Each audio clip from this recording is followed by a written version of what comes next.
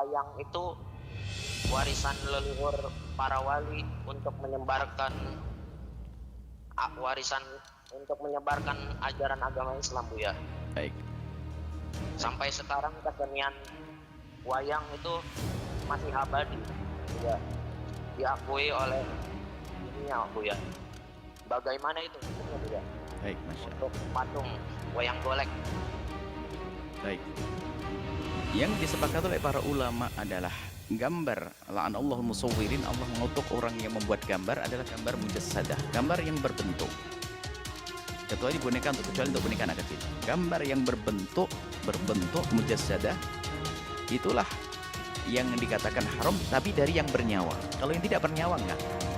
Sesuatu yang utuh dari yang bernyawa dalam bentuk utuh itu disebut patung itu. Apakah kucing, binatang, semuanya bernyawa. Yang berbentuk itu yang disepakati keharamannya. Adapun gambar yang tidak berbentuk khilaf di antara para ulama. Nah, kemudian wayang itu adalah budaya seni. Sebelum adanya Islam sudah ada wayang. Lalu para ulama dari Wali Songo ini ingin bagaimana membawa wayang ini kepada sebagai sarana untuk berdakwah. Tujuannya adalah berdakwah. Seandainya tanpa wayang bisa, ya nggak ada masalah. Cuman karena wayang adalah seni yang satu betul-betul masyarakat yang lagi disenangi dan sampai hari ini pun masih banyak penggemarnya. Kita tidak bicara tentang penggemar hari ini. Pada saat itu bagaimana para wali itu melihat wayang, termasuk dipelopori oleh Sunan Kalijogo. Wayang ini adalah budaya yang orang bisa berkumpul di situ. Makanya beliau masuk dakwah melalui pewayangan ini. Sehingga wayang itu banyak kisah yang dirubah. Kisah syiriknya adalah dirubah.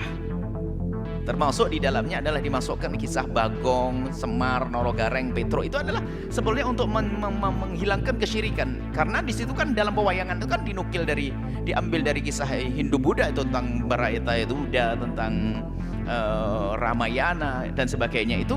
Kemudian bagaimana? Kan di situ selalu ada dewa-dewa. Dewa itu kan Tuhan selain Allah. Cuman di situ telah dikemas oleh para ulama-ulama itu adalah zaman itu adalah bagaimana agar kesyirikan di dalam dunia pewayangan sudah tidak ada. Ini dari masalah keyakinan. Sehingga di situ ada tokoh-tokoh namanya tokoh Punakawan. Ini adalah tokoh tambahan yang tidak pernah ada di sebelumnya.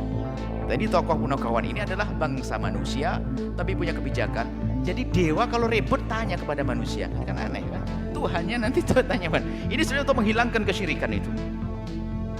Nah, jadi itu Semar itu orang yang bijak, tapi lihat nanti ada para dewa itu kalau ribut turun ke sini. Ini adalah dari segi keyakinan. Mereka luar biasa para ulama, cerdas mereka di dalam mengislamkan budaya.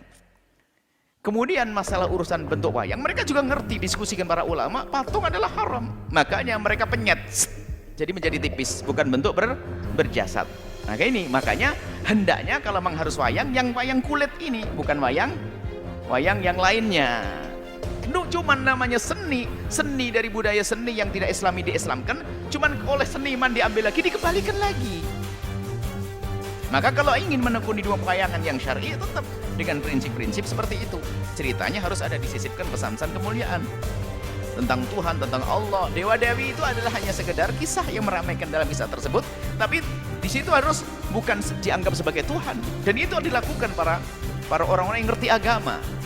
Dimulai daripada Wali Songo yaitu Sunan Kalijogo. Jadi gambar yang sifatnya tipis itu kan kulit namanya tipis, itu bukan digolongkan sebagai mujasad. Itu ada makna, ada maksud di balik itu semuanya. Kenapa tipis? Makanya hendaknya ya ini, harusnya ini yang hendaknya kalau ingin mengenakan seni wayang. Kalau sudah berbentuk itu kembali kepada permasalahan tadi, karena yang tidak dibenarkan adalah gambar yang berbentuk berjasad. Jadi kami himbau kepada para seniman wayang hendaknya kembali kepada apa yang telah ditata oleh ulama-ulama terdahulu kita Wali Songo. Kisah-kisahnya harus kisah membangun, bukan memprovokasi, bukan mengajari jelek, tapi membangun keimanan di dalamnya.